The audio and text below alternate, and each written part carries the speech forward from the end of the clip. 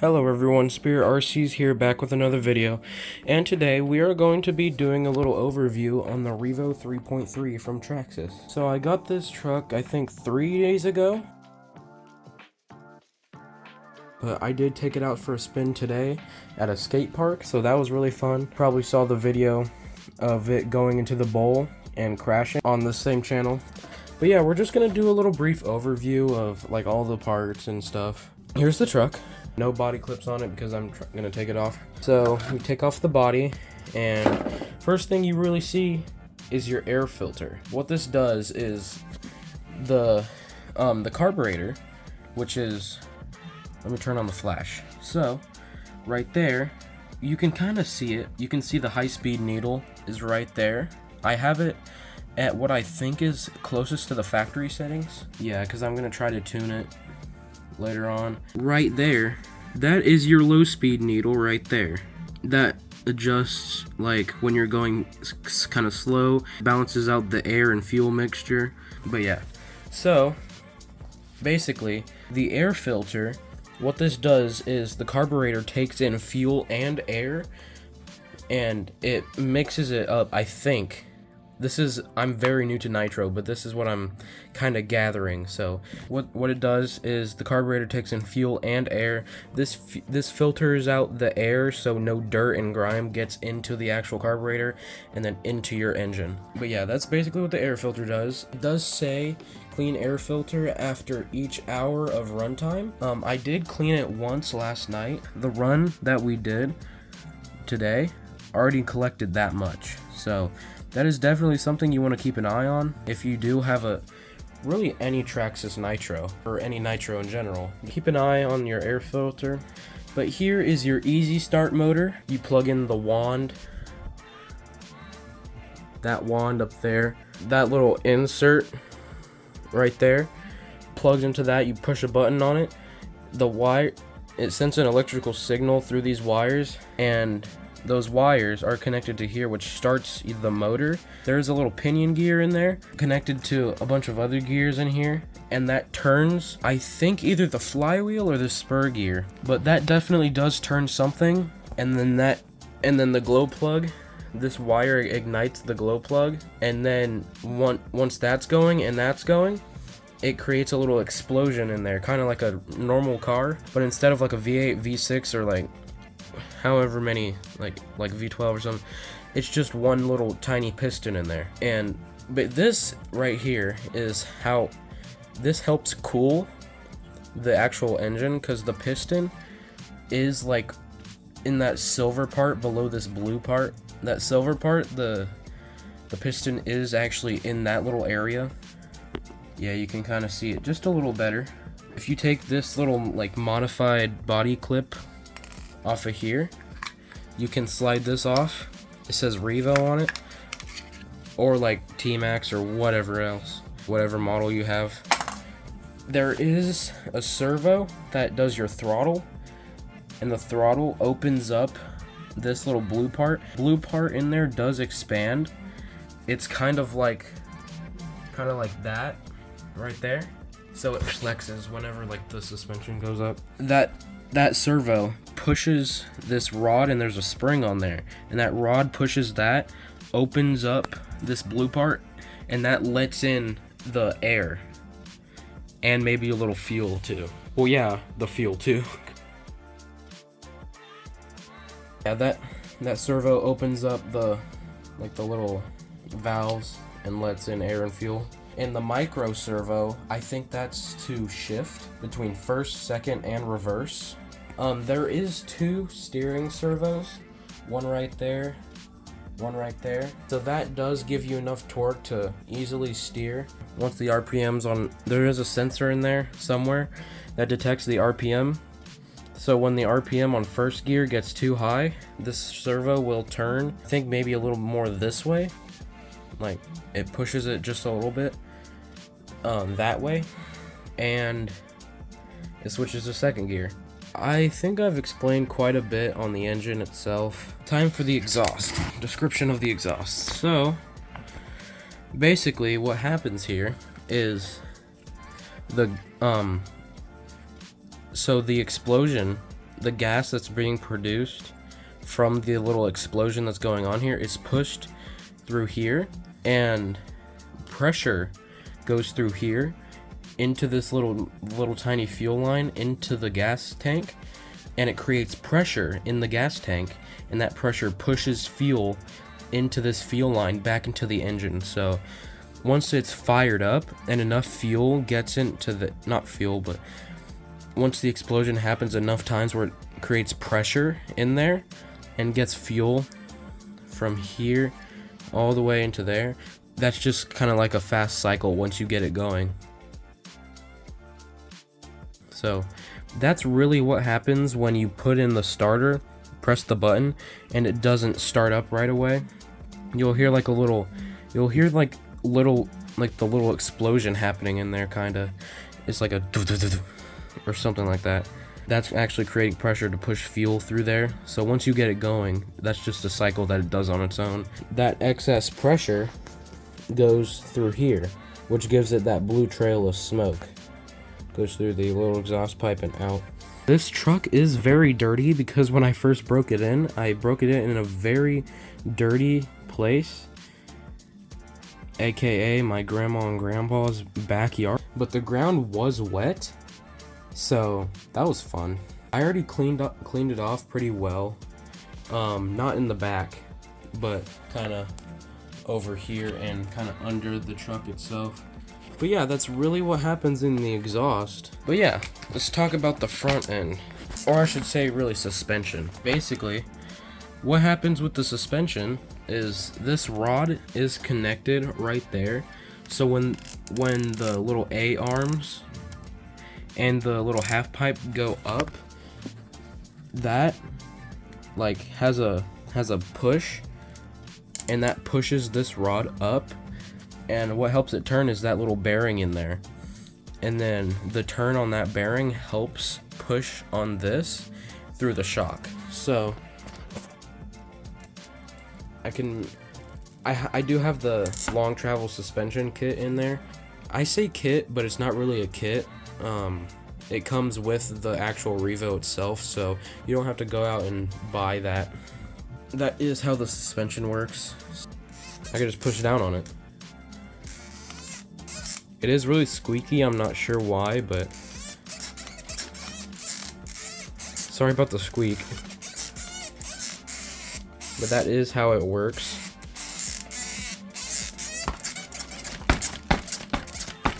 And same thing on the rear suspension, but changing the rear suspension to the high travel or the long travel suspension was a big pain.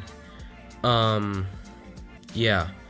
We had to take the actual exhaust pipe here and put it off to the side with those two little screws right there that's holding it onto the actual engine. But yeah, we had to take that off and then replace the rocker arms.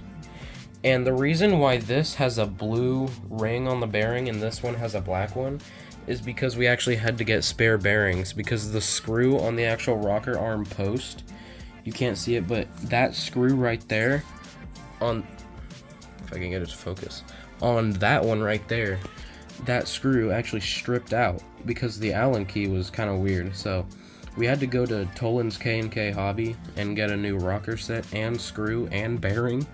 So a lot of separate parts for just that, actually. But anyway, so time to talk about this weird OptiDrive system. You guys probably, if you're new to Nitro and don't really know anything about like the system, the sensors, because it does say sensor and function right there. So if I take this cover off, now don't get paranoid, but there is a crap ton of wires. And every single channel on this thing, I'm pretty sure, yep, every single channel does have a wire connected to it. So do not get those mixed up. They are color coded except for those two black ones, but if you take a picture of this, I'm sure you can put all the wires back if you like switch out the receiver or something. Let's turn on the actual receiver. So what happens is the sensor the sensor light glows red. What it's doing there is the sensor is actually sensing for the transmitter, and that's why this is blinking red. Let me get the transmitter real quick. So I have the transmitter here. Turn that on. You might have to turn it. Whoa, I have to turn it off and back on again. Oh, there we go. So the function light, here, let me turn off the flash so you can actually see it. The function light turns green. So that means everything is connected. Your steering, your throttle, your brake, and then you're shifting into reverse. So that little micro servo is what does the transmission. You're probably like, well, what does the sensor light do after that? It can't just stay off because it has to be sensing something. And you are totally right. So if I push the truck, you can see that it flashes blue. That little blue light is, oh, sometimes it can weird out. So what that does is if it's blinking blue, that means that it's sensing that it's traveling. So what that OptiDrive system is doing is it's sensing if the truck is going forward. So if that blue light is on and it's sensing that it's going forward, you cannot physically turn or shift into reverse. So what I'm going to try to do here is push it back. Okay, well, it's on now, so I'm pretty sure it has to be like actually going, so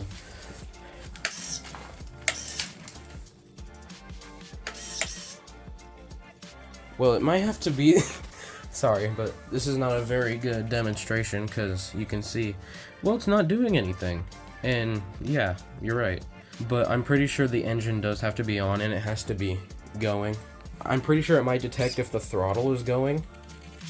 Either that or it senses that the idle is still going. So, because if you're going like, let's say like half throttle, and you decide to, or you accidentally push the reverse button, if you accidentally push that with your thumb or something while you're trying to turn, it senses that so you don't accidentally, when it shifts, because you can see how much that servo moves. You can see. So what that transmission is doing is the gears in there are turning pretty fast, as you would imagine.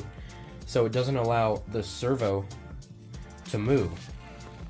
So the gear in there that's controlling it won't like strip out or absolutely destroy your transmission. So if anything, the OptiDrive system, it can be pretty finicky from what I've heard, but it does help you out in some cases. So what I'm gonna do is turn this back off, put on this case again. Now I can't turn on the engine or fire up the engine in this video just because it is late at night and, well, not really enough fuel to do anything. So that is kind of a brief, oh, my bad. If you look under here, if I can get it, there we go, you can see that there is a fully functioning disc brake. There are two rods in there that are connected to the disc brake and the drive shaft. So once you hit the brake on the trigger, those brake pads close in on the brakes like a normal car. So it slows down the brake and the drive shaft. So that's how brakes work. Yeah, you can see the underside of those servos, drive shaft right here. See it turning. And there's the flywheel. So let's explain what happens if your flywheel cannot move. So as you can, whoa, okay, I guess we're turning it upside down.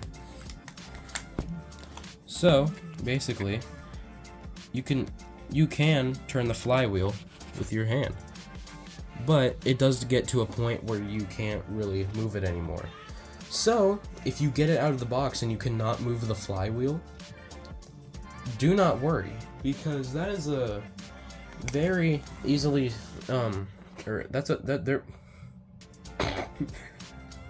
there is a very easy solution to that. So what you have to do is you have to grab a flat blade screwdriver and just pry that, get it in one of those grooves. Don't worry, it won't really harm the flywheel, but I just got it free again.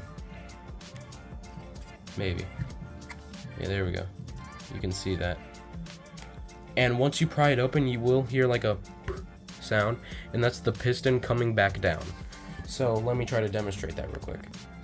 Okay, so I have my little flat blade screwdriver here, and really all you have to do is get in between those grooves and push and kind of pry, not pry, but just slowly push the flywheel, and then boom. You hear that little, that is the piston releasing from the very top point. And then you can freely turn the flywheel until it gets stuck again. So that piston is, again, getting stuck up there. Not stuck, but the explosion that's happening, as I've mentioned earlier, is pushing the piston back down. So, if anything, when you're driving, or just idling really, it does do this little procedure on its own. But not with the screwdriver, obviously. It is very hard to move it once it gets at that top point. Wait for it. Boom. And that's how you know the piston is free from that very top point. So, after every single run, you should, if you can't move it freely like this, just try to pry it open. Not pry it open, but pry this, and just wait for that little pop, or until you can't feel like any resistance in it, and then turn it with your thumb, and then it'll make that sound. Yeah, that's how you get the piston free from the very top point if you're having issues with that. When I first unboxed this little Revo here, that piston was at the very top. So, but yeah, that is kind of a brief little overview of the Traxxas Revo 3.3. If you found this video educational and you really liked it and are now considering getting a Revo, which is how I first got my Revo. I watched a bunch of reviews and unboxing on this thing right before I got it. So if you found this video useful for the future and might consider buying one, or you don't want to buy one anymore to see how complicated it is, I totally get that. But yeah, I really hope you found this video either educational or just fun to watch if you already have a little nitro. Again, I am very new to nitro, so if I made any mistakes or missed something, feel free to drop a comment down below and correct me on anything, or just mention anything that I missed. And yeah, I will see you all in the next video. Goodbye. It's the Revo 3.3.